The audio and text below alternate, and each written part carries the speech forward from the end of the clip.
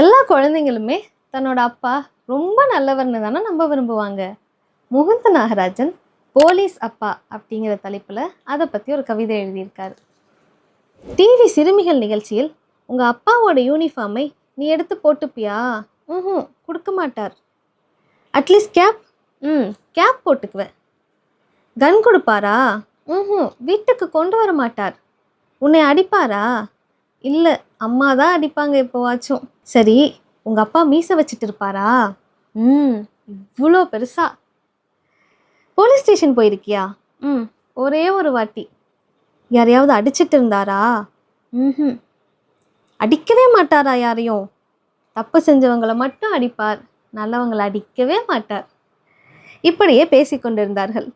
லஞ்சம் வாங்கி அப்பாவிகளை உள்ளே தள்ளி கள்ளச்சாராய விற்பனையை கண்டுகொள்ளாமல் விட்டு பொய் சாட்சிகளை தயாரித்து கொண்டிருக்கும் எந்த ஒரு போலீஸ்காரனுக்கும் இப்படி ஒரு சின்ன மகள் இருக்கக்கூடும்.